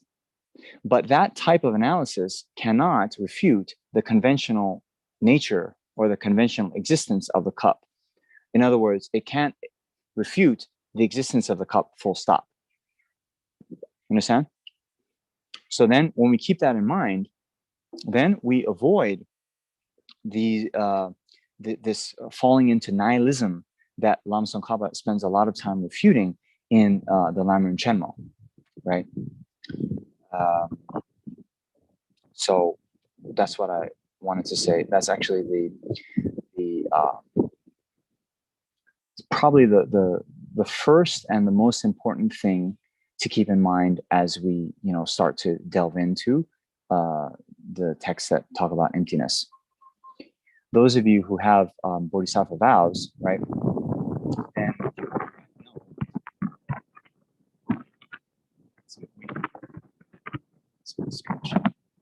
but those of you who might know, in the Bodhisattva vows, there's a vow actually not to teach emptiness to disciples who are so-called unripe, right? And yes, you've seen that. And what that means is if there is someone who, if you deny the ultimate or inherent existence of phenomena, they would come to then think that phenomena don't exist, full stop, that they wouldn't exist even conventionally, then that type of person is unsuitable to be taught about the lack of inherent existence of phenomena, right? And that's why, in the lower tenet systems, they actually hold the inherent existence of the sentient being, right? Because for those people who, if a sentient being or if the person, if yourself is not inherently existent, then you couldn't, fathom existing at all, right? If then you were taught the sentient being doesn't exist inherently, you could then come to think that, oh, I don't exist inherently then? I don't exist at all? Okay, then the person who is the, accumulator of virtue and non-virtue, and the one who will then experience the effects of virtue and non-virtue, being suffering or happiness, that one also doesn't exist. Then past and future lives don't exist. And then, the whole kind of impetus to engage in virtue and abstain from non-virtue then gets undermined. Okay, so as a temporary sort of teaching, the Buddha taught those beings that yes, the person does exist inherently, and therefore, since you want this inherently existent being to experience inherently existent happiness in the future, then you should engage in inherently existent virtue, right? All right. Okay, so let's continue on a little bit longer. So next paragraph here. And so I'm going to do a little bit more of the text from the beginning, and then we'll see very quickly that once we understand these, how to interpret them, then the rest of the text becomes a lot easier, right? So further, Subhuti, a bodhisattva gives a gift without abiding in a thing. He gives a gift without abiding in any phenomenon whatsoever. A gift should be given not abiding in visual form. A gift should be given not abiding in sound, smell, taste, tactility, or phenomena either. Subhuti without abiding and discriminating anything whatsoever as any sign. Thus does a bodhisattva give a gift. Why is that, Subhuti? Because the heap of merit of that bodhisattva who gives a gift without abiding, Subhuti, is not easy to take the measure of. Okay. So here, again, remember, discriminating anything whatsoever means discriminating true existence. Okay. So a bodhisattva engages in giving a gift without conceiving the true existence of, and here you'll sometimes hear the talk of the so-called three spheres, right? So there's the giver, the person giving the gift. There's the recipient, and then there's the gift. Or sometimes you hear it described as, the act of giving. Okay. So remember what we were saying, what it means for something to be truly existent, inherently existent. That means existing without depending on any other phenomena to exist. Okay. So here, there's these levels that phenomena depend on other phenomena for their existence. For phenomena that arise due to causes and conditions, then the effects, right, depend on their causes, right? Sprouts depend on seeds. In places where there are no seeds, there are no sprouts, and so forth, right? Then the next level is that any phenomena depends upon its parts. So, like the book, it depends on the cover, its pages, the back cover, the binding, and so forth. And then the last level of dependence is what we already talked about, that any phenomena exists independence on its basis of imputation, the label, and the mind affixing the label to the basis. Okay? All right. So here, for a giver, a gift, and the act of giving, those three things are mutually interdependent. So in other words, without a material that you're then going to give, obviously there's no action of giving. Without a recipient, you also can't give anything without someone to give it to. So all those three, the giver, the gift, and the recipient, or the act of giving, they are mutually interdependent. And therefore, none of them exist in and of themselves. If the giver existed in and of themselves, then the giver could exist without a gift or without a recipient.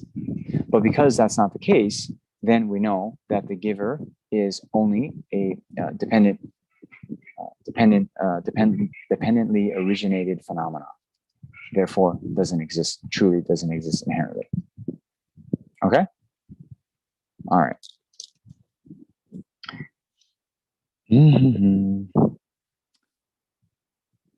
Okay, so then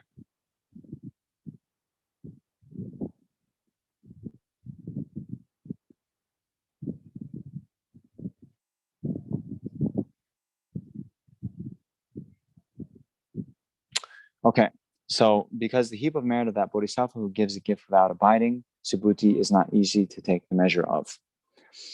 All right. And then there's some, analogy here. Subhuti, what do you think about this? Do you think it is easy to take the measure of space in the east? Subhuti replied, Bhagavan, it is not so. The Bhagavan said, Subhuti, similarly, do you think it is easy to take the measure of space in the south, west, north, above, below, intermediate directions, and different directions? Subhuti replied, Bhagavan, it is not so. The Bhagavan said, Subhuti, similarly, the heap of merit of that bodhisattva gives a gift without abiding. That means abiding in the conception of grasping to true existence is also not easy to take the measure of. Okay, Subhuti, what do you think about this? Is one viewed as the Tathagata due to perfect marks? Subhuti replied, Bhagavan is not so. One is not viewed as a Tathagata due to perfect marks. Why is that? Because that itself with that which the Tathagata called perfect marks are not perfect marks. Okay, so first of all, do you all you've heard this, right? There's the 32 major marks and the 80 minor signs of a Buddha, right? So, you know, like the Ushnisha, the long ear lobes, the right coiled hair, the chakras on the hands and feet, you know, you've seen all this, the 40 perfect teeth and so forth. Okay, so these are also described in the Abhisama Alamkara. And it is said that, you know, all of the Supreme Emanation Buddhas have this appearance that is then visible to the sentient beings in the world. Okay, so now let's see if we can get this right the first time. So then these perfect marks, right, are they only existent within the Buddhas?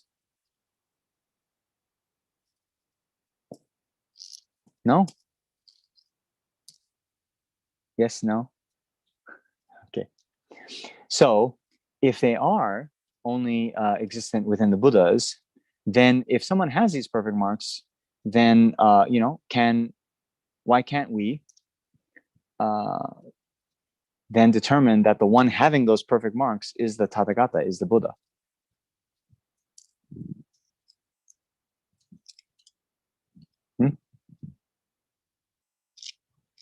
Okay, Judy B. Okay, unmute yourself first.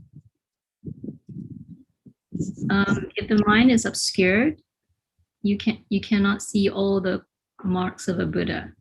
So only certain beings can see the marks of Buddha. Like I think Ariya Bodhisattvas from that path of seeing on are able to. Okay. So you've heard some teaching before, that's clear. Okay. Yeah. But okay, to be a little bit precise here, right? We have these various bodies of the Buddha, right? We have the presentation of the 2 bodies of the Buddha, 3 bodies of the Buddha, and 4 bodies of the Buddha, right? Or the 4 kayas. So when we present into 2 kayas, we have the Rupa Kaya and the Dharma Kaya. The Rupa Kaya is, you know, form body of the Buddha, okay? And the Dharma Kaya, we can say they somehow translate it as the wisdom body of the Buddha, okay? Right? So then we have the three bodies of the Buddha. Then the Rupa Kaya is divided into 2, the Nirmana Kaya, or emanation body of the Buddha, and the Sambhoga Kaya, or the complete enjoyment body of the Buddha. Right? Oh, you've heard that before, right? Yeah. So maybe what you're thinking of is, so the complete enjoyment body of the Buddha, or the Sambhoga Kaya, is only the object of direct perception of Arya Bodhisattvas. Yes. Okay. But for example, Shakyamuni Buddha was not a Sambhoga Kaya, but was the supreme emanation body of the Buddha. Okay. And so those marks and signs could even be perceived by, you know, even ordinary beings who haven't, you know, attained the Arya Bodhisattva grounds, right? Right. Right. Okay. There is a little bit of debate because, you know, there is that Lama Zopa Rinpoche, he talks about this. There is the one Lekpe Karma. Lekpe Karma, he was before Ananda was the attendant of the Buddha. There was this Lekpe Karma, that's Tibetan, but anyway, his name was Lekpe Karma. And he was the attendant of the Buddha. And he thought of the Buddha as being a fraud.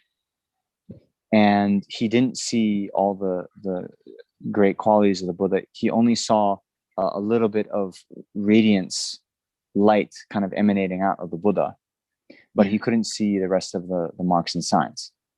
Yeah. So, yes, there are some beings who, because of their karma, it is said they're obscured, but the vast majority of beings can see the marks and signs of the supreme emanation Buddhas. On the other side of this, although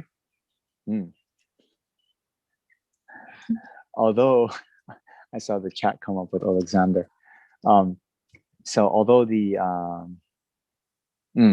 although, for example, His Holiness Dalai Lama is also a Nirmanakaya, is an emanation of body of the Buddha, he is not a supreme emanation body of the Buddha, because ordinary beings like ourselves, we don't see His Holiness with all those marks and signs. We see an ordinary being. Yet there are stories of great, masters like Ujin Seiten Rinpoche. I don't know, maybe some of you have heard of him. He actually spent a lot of time in Switzerland. He was a former abbot of Gyume Tantric College in South India. Anyway, he at one point spent a lot of time in Switzerland. But he then was able to see His Holiness in the form of Avalokiteshvara. So the story goes. I don't have direct knowledge of that. But even though there are these beings that would have, through their pure karma, be able to see His Holiness in a kind of extraordinary form, nonetheless, His Holiness is a Nirmanakaya, but not a supreme Nirmanakaya. You understand? Yes. Thank you. Okay. So now, I was then asking, then yes, Alexander. Yeah, later in the text, it says that a Chakravartin king also has those marks. Okay. So yeah, that is there later on in the text. We'll get to that. But anyway, these Chakravartin kings, the wheel-turning kings, they have a semblance of those marks and signs.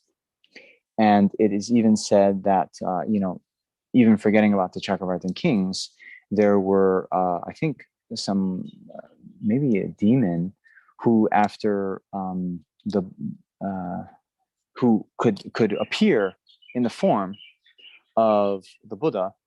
And then at one point, Shariputra was almost going to prostrate to this. And then this being then sort of, stopped that emanation.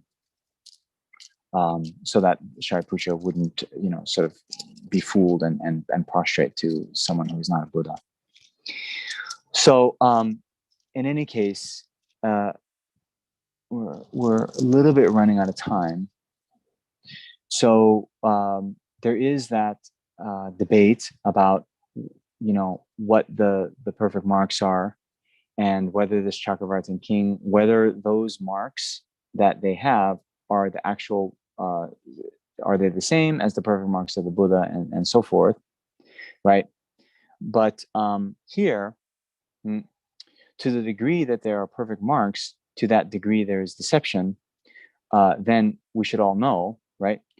To the degree that they are truly existent perfect marks, to that degree there is deception, right?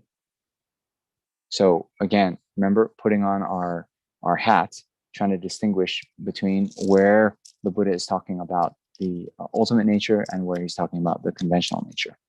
Okay. So to the degree that there are no truly existent perfect marks, to that degree there is no deception. Thus, view the Tathagata as conventionally existent marks, and but no truly existent marks. You understand? Okay. All right.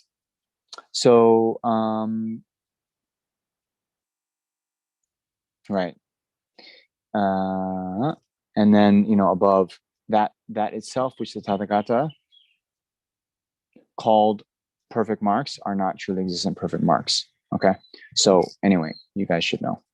So we'll do one little extra, and then I'm going to open up to questions. So next paragraph, he said that, and the Venerable Subhuti replied to the Bhagavan, in the future period, at the end of the 500, when the holy Dharma will totally perish, will any sentient being produce correct discrimination upon the words of sutras such as this being explained? Okay. So here, there are some prophecies within the Buddha's sutras and the Buddha's pronouncements that then talk about how long the Buddha's teachings will then exist and sustain and abide in the world.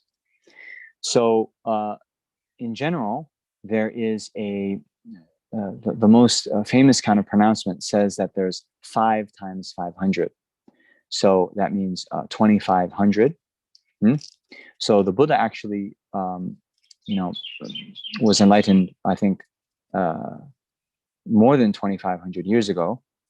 Yet the Buddha's teachings still remain in the world. Okay. So in the commentaries, you'll see this being explained as either that the Buddha's teachings will last 1,000 years, 2,000 years, 2,500 years, and sometimes you'll see even 5,000 years. So there's a lot of different interpretations. Some talk about whether, what does it actually mean for the Buddha's teachings to exist in the world. And as some of you know from the teachings in Lamrim, and in particular the Precious Human Rebirth, right? We have the 8 freedoms and 10 endowments, and in the 10 endowments we have the Buddha's teachings. The Buddha has appeared, the Buddha has taught, teachings still exist in the world, right? Of the endowments that relate to others. So in that, they say that sentient beings are still gaining realization, right? And here, realization means the Arya paths. So people are still getting direct realization of emptiness. So in general, there's going to be a time, and I think sentient beings in this world are still getting direct realization of emptiness, right? I think so. But after a certain time, people are going to stop gaining realization.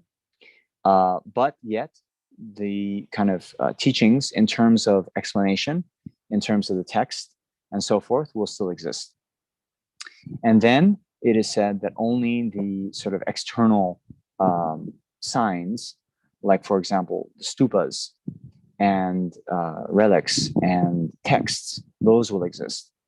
But there'll be no one around to explain it in a proper way.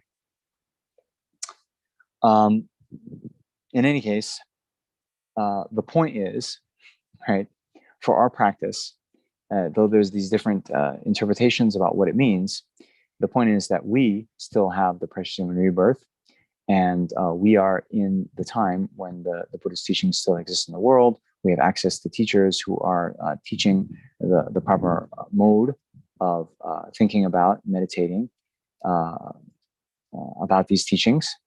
And therefore, whether the teachings in terms of people who are still getting realizations, whether those exist or not, actually in some very fundamental way, it's dependent on the sentient beings in this world. That means us. So we need to put a bit of effort into this. And then here, even, Subhuti is having this doubt that, seeing in the future that the teachings are going to decline, then he's having this doubt, oh, well, in the future, are there going to be any sentient beings who, after hearing the words of the sutra, will be able to get realization in the last 500, means the last part when the teachings are in decline. And then the Bhagavan, the Buddha, says, Subhuti, do not say what you have said in the future period at the end of the 500, when the holy Dharma will totally perish, will any sentient being produce correct discrimination upon hearing the words of the sutra, such as this being explained. Because Subhuti, in the future period at the end of the 500, when the holy Dharma will totally perish, there will be Bodhisattva Mahasattvas endowed with morality, endowed with qualities, endowed with wisdom. Subhuti, those Bodhisattva Mahasattvas, moreover, will not have made homage to just a single Buddha. They will not have produced roots of virtue to just a single Buddha. Subhuti, there will be Bodhisattva Mahasattvas who have made homage to many hundreds of thousands of Buddhas and produced roots of virtue to many hundreds of thousands of Buddhas. So basically he's saying, there will be, I think later on in the text, the Buddha says explicitly that even in the 500, when the last 500 years, when the teachings are in decline, there will be sentient beings who, upon hearing the words of these sutras, will gain proper realization. Okay? So, I'll just say this as a bit of, repeating some of the advice that Lama Zopa Rinpoche has said. I hope all of you have at least followed some of the teachings that Rinpoche was giving from Kopan. He spent a lot of time talking about emptiness and the need to, realize emptiness and study emptiness and so forth. And it's very interesting and inspiring to me, where he said,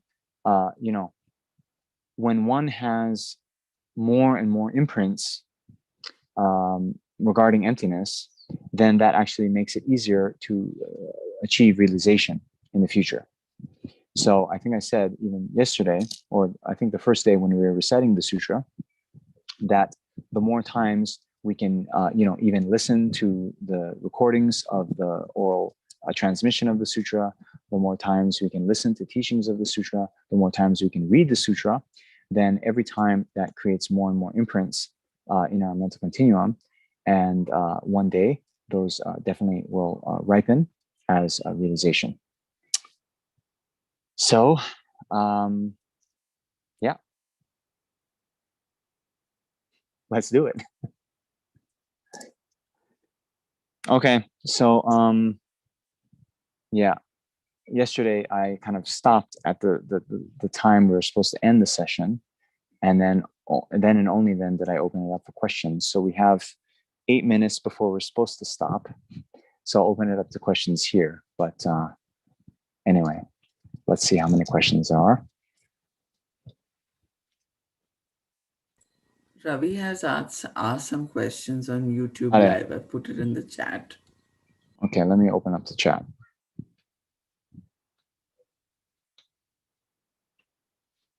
Okay, so Ravi asks, Venerable, how can true existence, inherent existence, exist without depending on a phenomena when they actually exist by dependent origination? Okay, so here, true existence, inherent existence, does not exist whatsoever. You understand? Okay, so hold on. Now, there are phenomena that exist conventionally, right? No phenomena exists ultimately, okay? But there are phenomena that exist conventionally. But true existence or inherent existence doesn't exist ultimately, nor does it even exist conventionally, okay? So, yeah, does that make sense? Now, what can be confusing for some is, you see, we have the English word, true. We have the word real. So when we ask, for example, is it true that there's a book in my hand? We are asking on a conventional level, is there a book in my hand? So we say, it is true that there's a book in my hand, right? But that is, a conventional truth. Okay, right? Now, is there a truly existent book in my hand? No. Right? Does the book truly exist? Well, here, see, the Tibetan, truly exist doesn't exist, right? But it's true that it exists. Do you understand? So for some, I accept that the English is a bit confusing, but let me repeat that. The book doesn't truly exist, yet it is true that the book exists. You understand? So true existence actually doesn't exist, full stop. Okay? All right. So next question from Ravi. Can Arya beings of Theravadan schools see the Sambhogakāya form of Buddha? Okay. So now here, I would want to differentiate a little bit more what you mean by an Arya being of the Theravadan school. Okay. So remember, when we have the Theravadan school, then normally we're talking about a tenet system. Okay. So those who assert the tenets of the Theravadan, there's actually no Arya beings of who are Theravadan tenet holders. Okay. But if you mean, okay, those who follow the Theravadan school, maybe some, monks or other practitioners in Thailand, Burma, Sri Lanka, okay, there could be Arya beings in Thailand, Sri Lanka, and so forth, who, are in the, the Theravadan robes, right? But they actually realize emptiness according to the Prasangika school, right? So now, there might even be, but we were saying the Sambhogakāya form of Buddha is only seen directly by Arya Bodhisattvas, okay? So there could even be Arya Bodhisattvas taking the aspect of a Theravadan monk in Thailand, okay? So those would be able to see the Sambhogakāya form of Buddha, okay? Do you understand, Ravi? Everyone else? Okay. So then we have a question from M. Diaz. After 2,500 years, seems to me as what is happening right now in Tibet, there are external signs of Dharma, but no one to explain them. Yeah. So that's not a question. But in any case, yeah, that this is another one of the ways that pronouncement is interpreted. Whether they say the Buddha's teachings, whether that's going to mean existing in, well, they mostly talk about India or existing in the world. Sometimes this, Zambuling, right? Or Jambudipa. In some of the texts, it refers just to India. Sometimes it refers, people talk about it as being the entire world. So, yeah.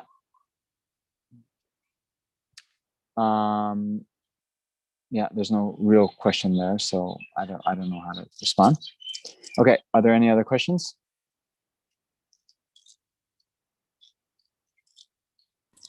Please raise your hand if you have a question in the participant box.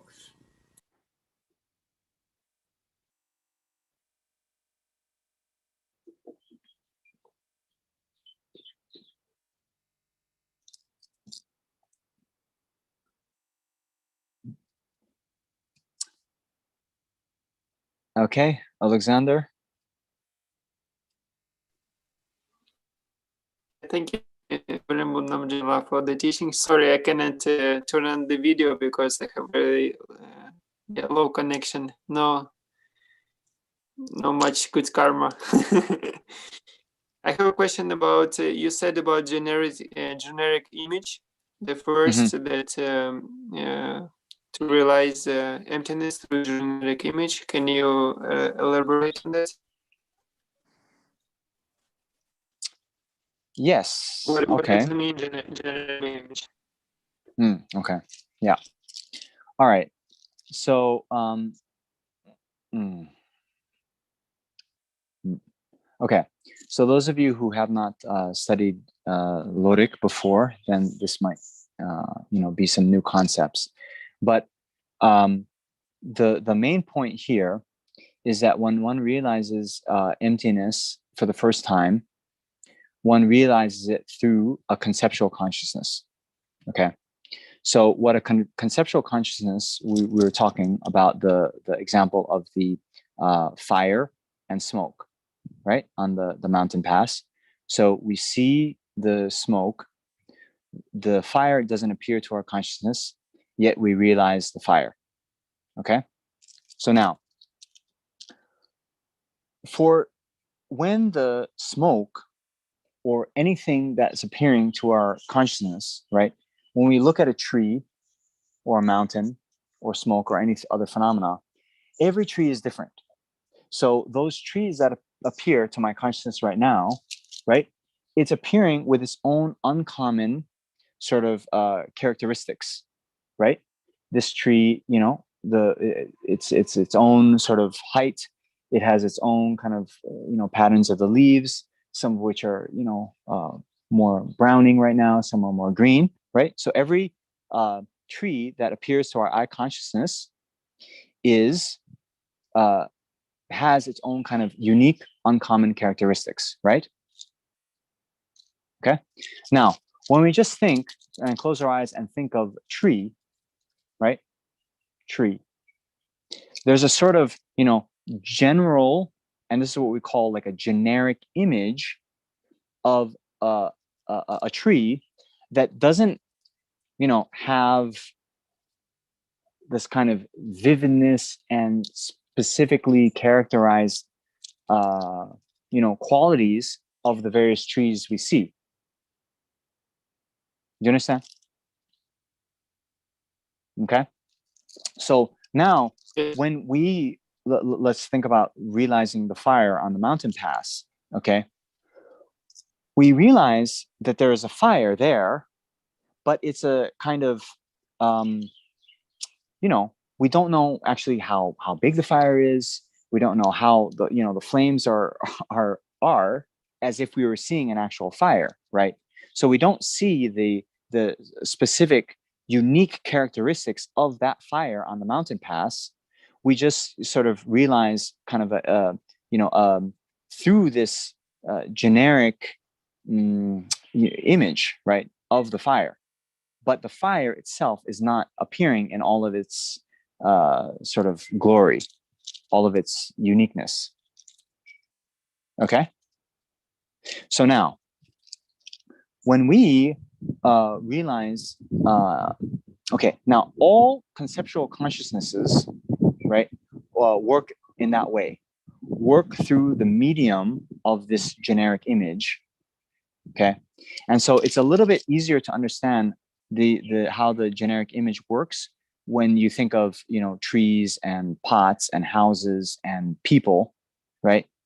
Then it is a kind of the generic image of something that's even more nebulous and it's very hard to appear to our minds, like emptiness. It's very hard, actually. I'm not even sure emptiness really appears to our mind right now. But do you understand then what we mean by generic image? Alexander. But what would be the difference between the perception? Like there's two ways. First person will realize through generic image, and the second one through direct perception. So what would be the difference? You were not lying when you said that your internet connection is not very good. So your sound was extremely distorted. Okay, one more time. So yeah. So the two ways. First, the person realized through generic image, and later through direct perception. So what would be those two differences? Okay. All right. So let's use our analogy of the fire on the mountain pass. Okay. So we realize the fire on the mountain pass without seeing the fire, right? Through a generic image. Later, if we walk up the mountain and come to arrive at the place where the fire is, we'll see it, directly with our own eyes, right? So in both instances, the conceptual consciousness realizing the fire on the mountain pass and the eye consciousness realizing the fire on the mountain pass, the object, fire on the mountain pass, is the same, but one has the vivid. His connection just dropped. One has the vivid appearance of the fire with all of its specific characteristics, and one doesn't. Okay, he's back. Alexander, you got dropped there. So when we arrive on the mountain pass and we see it with our eye consciousness, we'll see the fire with all of its, specifically, they call it specifically characterized, right? The size of it, the shape of it, the particular, colors of orange and red, all of the unique qualities, the unique properties of that fire will appear to our eye consciousness, realizing the fire on the mountain pass, whereas all of those unique characteristics will not appear to the conceptual consciousness realizing it. Okay. So now, when we talk about the Arya being, then, who previously has had the only the conceptual realization of emptiness, and then they reach the Arya path and have the direct perception, well, then it is like the vividness of the appearance we have to our eye consciousness, to their mental consciousness, emptiness will appear like that. Okay. But it's extremely difficult to explain what that is like now, because, as I was saying, for us who haven't even had a conceptual realization of emptiness, it's very hard to say that emptiness is appearing to any of our any of our consciousnesses, full stop. So then for me to say, oh, well, and actually, I wonder even if the generic image of emptiness is appearing to any of our sense consciousnesses.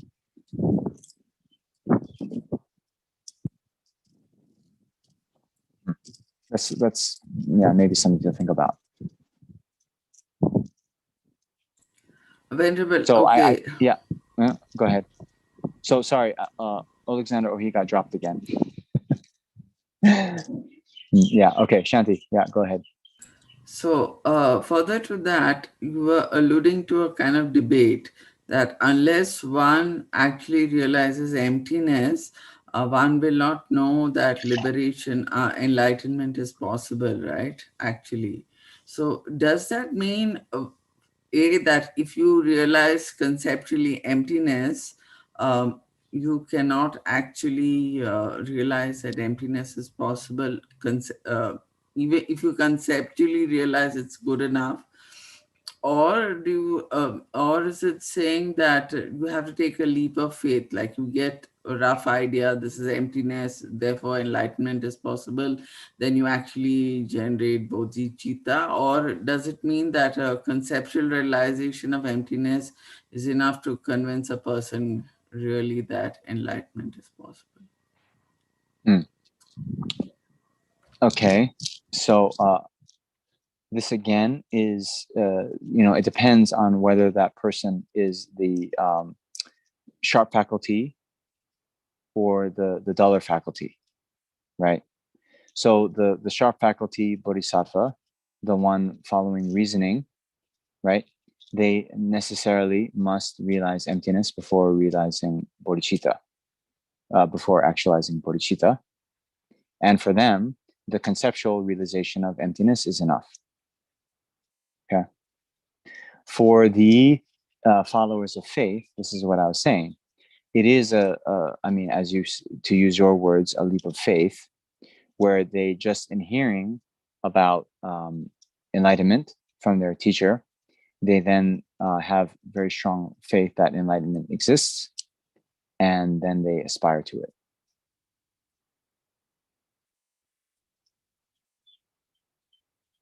Okay. Any other questions? Okay, Jaya.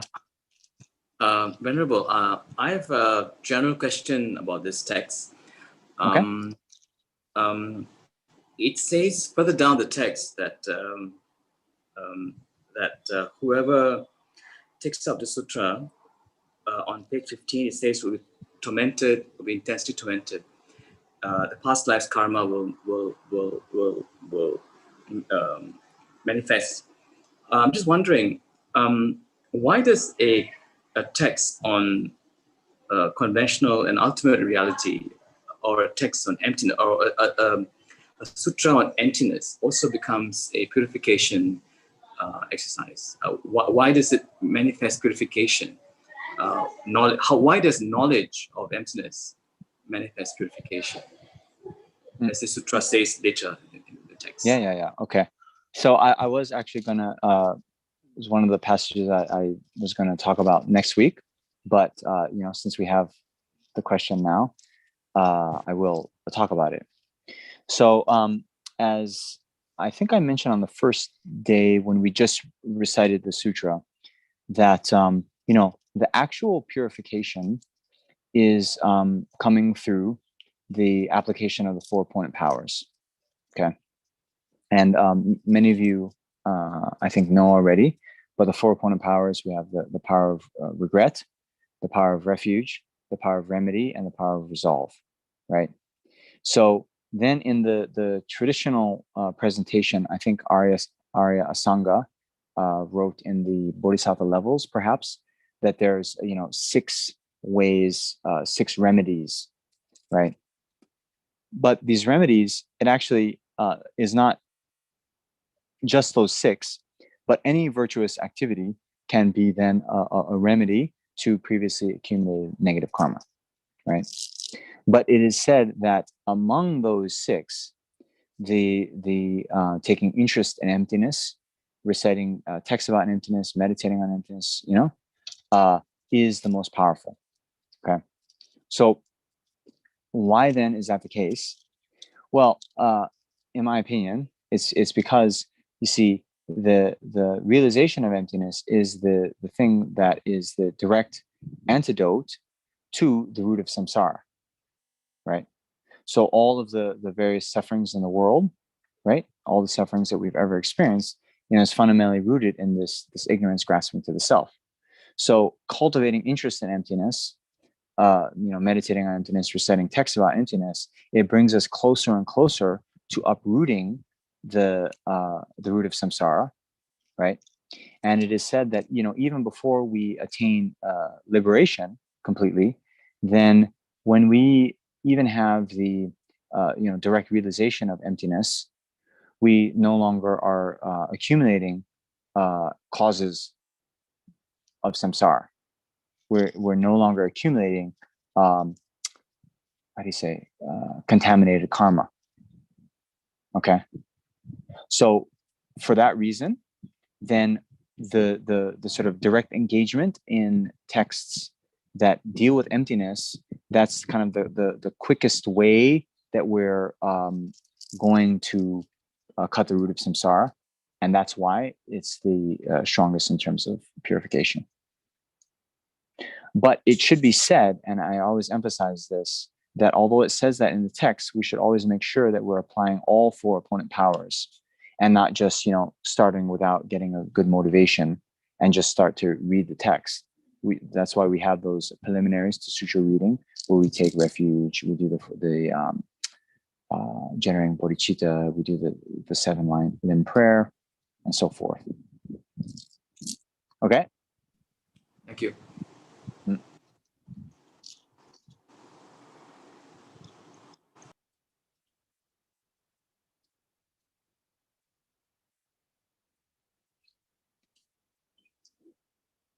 Anything else?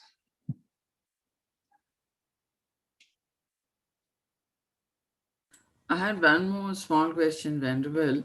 Now, it says there that the bodhisattvas who realize emptiness, they don't discriminate sentient beings. But even once they're bodhisattvas and they have a conceptual realization of emptiness, at that point they may, I mean, they may see true existence. So in every time they may not be conscious of emptiness, right? So in that sense, there could be sometimes in the bodhisattvas could be actually apprehending true existence, but by and large, I guess they don't. Or is it that? Yeah. I think the point, if we want to be very precise philosophically, is that, you know, there's the intellectually acquired grasping to true existence and the, you know, innate grasping to true existence. So once one has a realization, not even direct, but even a conceptual realization of emptiness, one then does not have a intellectually acquired grasping to true existence. And you guys know what we mean by intellectually acquired grasping to true existence? Intellectually acquired means to then, through engaging in a tenet system that holds true existence to exist, right? Then to come to believe in true existence. Whereas the innate grasping to true existence is found in, you know, even animals or people who haven't trained in philosophy.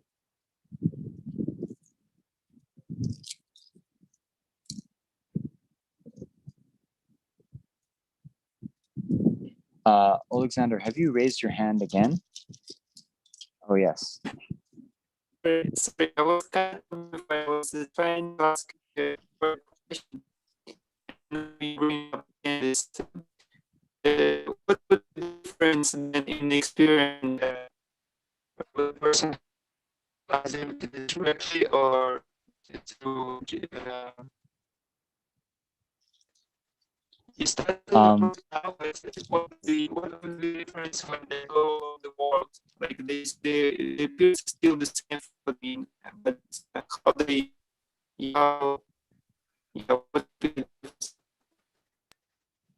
Yeah, I'm sorry.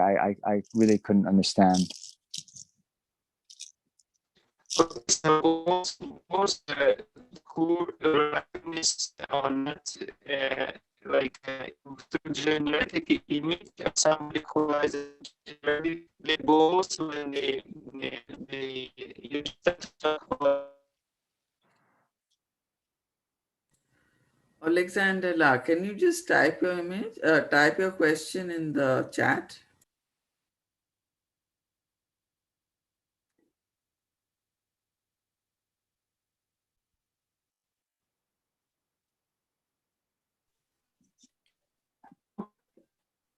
Did you hear that?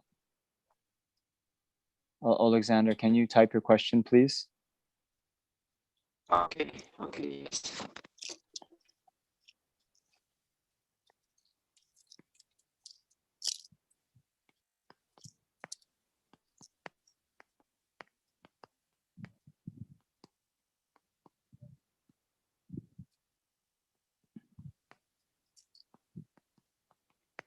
I'm a little bit, from what I did hear of your question, if you're talking about the difference in the experience of someone realizing emptiness conceptually or directly, since I have neither experience, it's very hard for me to compare those two things.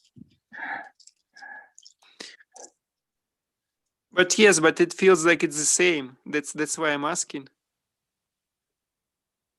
Well, I don't see type your question. I don't see the difference. That's exactly my question. Okay, so what would again, be the difference when they go along? Okay, so if you can understand, okay, so with things that I don't have direct experience with, so that's why in the text they have a lot of these analogies. So I'm trying to use this analogy of the realizing the fire on the Smoky Mountain Pass through concept and through direct perception. Okay, so we can all kind of get a sense of what that would be like, right? We all have a sense of what it is to realize the fire on the Smoky Mountain Pass only by seeing the smoke, right?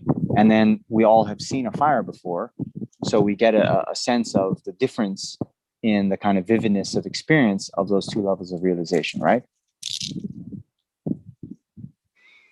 Yes, but my question more about when they go along the world, when then they come back and they see everything. They both see when they see conventionals when they out of from meditation. Oh, when they out of meditation. Who's they? Arya Bodhisattvas? Both these examples. One who realized directly, one who not. Okay, so they've both realized they're now in the post-meditative state, and then yes. And then what would be difference between how they for them both appearance will be right? Appearance of conventionals will be same. That's right. Yeah. So what would be the difference?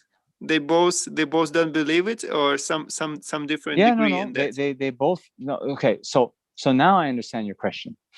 So this is not about the actual realization of emptiness. You're now talking about after they've realized emptiness, they arise from the meditative state and they go about their daily life. What is the difference in their? Okay, so the appearance of how phenomena appear to their sense consciousness is exactly the same.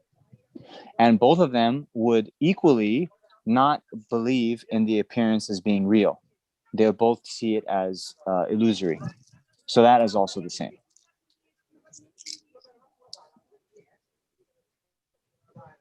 So in those aspects of their post-meditative experience, there's no difference. In those elements that you've just described of post-meditative experience only. So to go further, for somebody to realize it directly, it would be just because he wanted to attain Buddhahood. Otherwise, yeah, your sound is not good enough.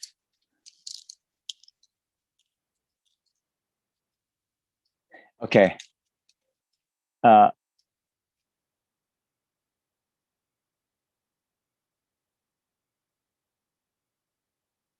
right. So I don't know. There's some technical difficulties. So anyway, yeah, maybe you can just write me, and I can address that next week. But yeah. Okay. So maybe let's end the session now. So let's see. We can do a dedication. So due to all the 3-time merit accumulated by ourselves, as well as the 3-time merit accumulated by the number of ascended beings and endless Buddhas, may the precious Supreme Bodhicitta not yet born arise. May that arisen not decline, but increase more and more. Samsara and nirvana, like even an atom of inherent existence and cause and effect independent, arising or unbetraying. I seek a blessing to discern the meaning of Nagarjuna's thought that these two are mutually complementary and not contradictory. However many sick-ended beings there are, may they quickly be freed from all sicknesses. May all the sicknesses, without exception of transmigratory beings, never occur again. And all my lives, never separated from perfect gurus, may I enjoy the magnificent Dharma. And by completing the qualities of the grounds and paths, may I quickly attain the state of Vajradhara. By the force of the victorious one, Tsongkhapa, acting as my direct, my and virtuous friend in all my lives, may I never turn away for even a second from the pure path highly admired by the victorious one. Keep going. Due to all the past, present, future merits collected by me, the numberless Buddhas and numberless sentient beings, which are completely empty of existing from their own side, may I, who am completely empty of existing from my own side, achieve the state of full enlightenment, which is completely empty of existing from its own side, and lead all the sentient beings who are completely empty of existing from their own side to that state which is completely empty of existing from its own side, by myself alone, who am completely empty of existing from my own side.